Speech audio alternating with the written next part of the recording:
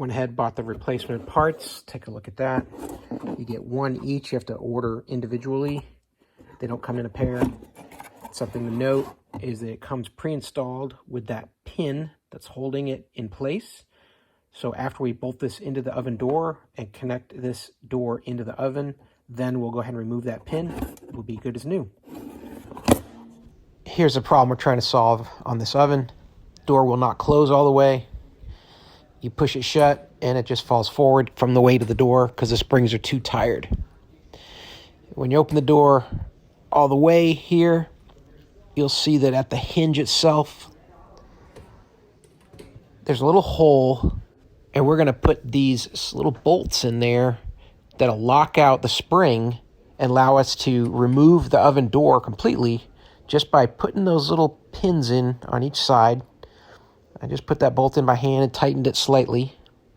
Same thing on the other side.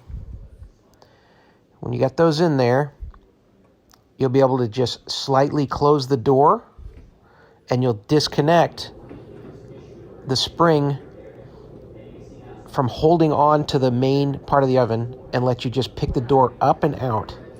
You have to jiggle it a little bit and get a feel for how it's coming out, but that's all it takes. Just put that little bolt in there and you'll be able to unhook a little J-hook on each of the hinges and take the whole door off, just like that. It's just that easy.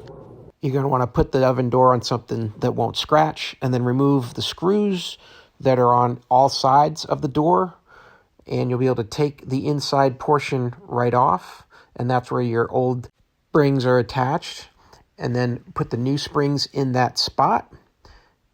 Place the inside of the door back on top, replace all your screws, and now the door is ready to be reinstalled onto the oven. You're just going to insert those little J-hooks into the slots,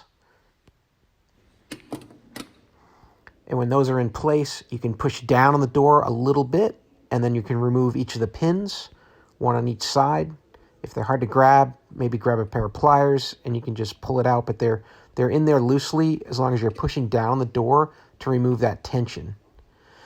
Then you're going to just, with the bolts both removed, lift the door up, and now you've got it locked in place. It's just as simple as that.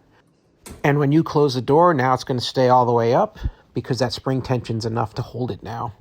It's really just a matter of age with these old springs. They just stop working after a while and you got to replace them. Hope that helps.